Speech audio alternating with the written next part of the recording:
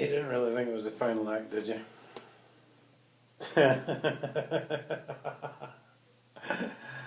Oh, I said I'd never publicise that video. Oops. So here's my legs. Lovely job. It's very hot outside though. Right. There's a guy in Cambridge. Never met him. His name is Richard Taylor. And what he does, what he's been doing, is he goes to council meetings in Cambridge. Whoever it's, whether it's police meetings or just council business. And he tweets from his phone, I presume, I'm not sure. And he puts tweets up what the councillors are saying, what the police crime commissioner might be saying. All very good stuff. Very informative. And as Eric Pickles has recently said, councils must get away from this thing of writing everything down on a bit of pen and paper. And they must accept that we have the virtual age now of Facebook, Twitter, and all this sort of thing, and information can become available immediately. But that's something David Cameron hates.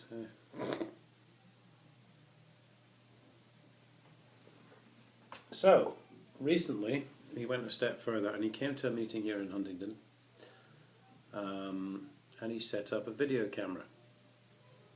Now, bear in mind what I said about Eric Pickles saying that this whole sort of thing should be allowed, this immediate transmission and all this sort of thing. Council officers, note, not elected people, wanted to have Richard Taylor arrested for filming this meeting. Now, I think that's quite disgraceful. For a start, they're not even elected. And as I've mentioned in previous videos, they break the law to enforce the law, quite simply. They're not interested in the slightest thing unless it suits them and the way they're doing things. However, councillors did step in and say, no, he should be allowed to do this. Quite why council officers are trying to have someone arrested in these circumstances is just beyond me. They should have no say in democratic decisions at all. Their job is to analyse facts and make recommendations based on their experience. It's up to councillors, democratically elected councillors. Right, the system's a joke, we know that, but we still have democratically elected councillors. And it's up to them to make decisions about petitions, meetings, congregations, decisions, So councillors then stepped in and said that Richard Taylor could film. Although one said, it was a bit rude, him just coming in and setting up, because they're supposed to give us 3 days notice. Good time to learn a script, I'd say, if you had 3 days notice. Yeah, it's not that hard. 6 or 8 councillors sitting around the table. What should we discuss at this meeting? Oh, hang on, someone's coming to film it. Right, here's what we're going to say, and here's how we're going to go about it.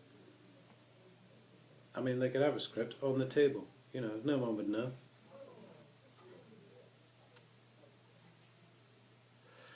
There's some of you out there who think I'm slightly extreme, maybe, saying we're not living in a democracy.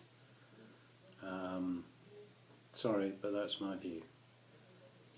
When you have council officers trying to arrest someone who's quite legally trying to film what's supposed to be a public meeting,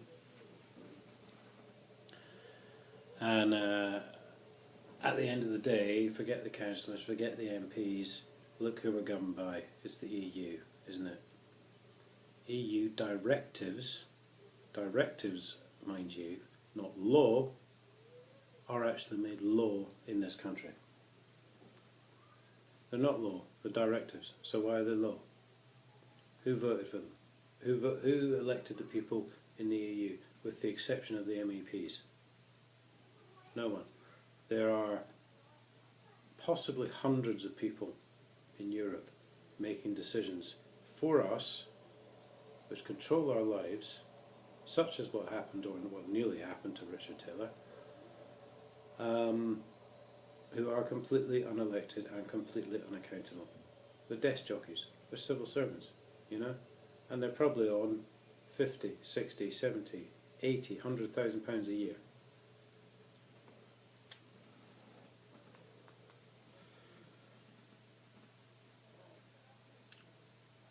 And you think because we won the World War that Hitler failed? No. Hitler got his wish. There is absolute unilateral control from a board of people in Europe who we know nothing about, nothing what they do, half the meetings they have, and we're supposed to abide by their rules. Because why? Because David Cameron says so? No, I don't think so. And as for David Cameron, well, how is he governing this country? ATOS, who prescribe people who have actually died since their registration process, what the hell is it? I don't know, went through. One man actually died in their offices whilst he was doing the paperwork, whilst he was doing the interviews, and some months later they declared him fit to work. You know, bedroom tax. Let's have a look at that, shall we? Yeah. People with children in the army who obviously have their room when they come back on leave.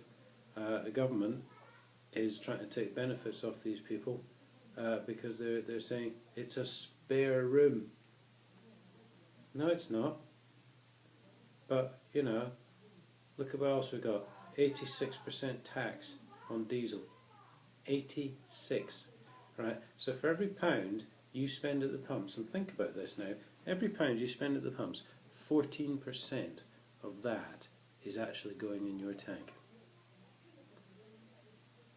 So every time you fill your tank, it should actually only cost you 14 pence in the pound. But no, David Cameron and his flunkies want 86% tax. Now have a think about this. There's 700 lords and ladies in the House of Lords. 790, I think. There's 650 MPs, all soon to be earning £75,000 a year.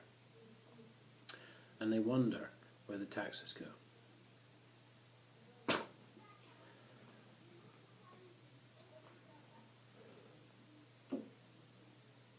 Now I've tried to be patient.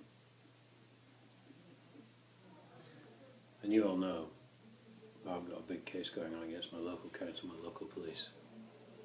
I've really tried to be tolerant.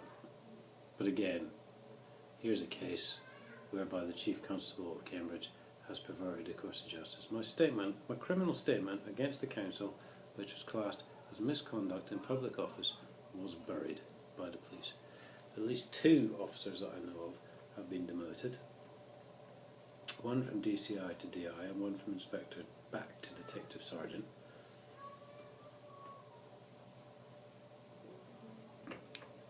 Several council officers have either been pensioned off early, resigned, promoted, reward for failure, good one that these days, but they're still not admitting they've done anything wrong.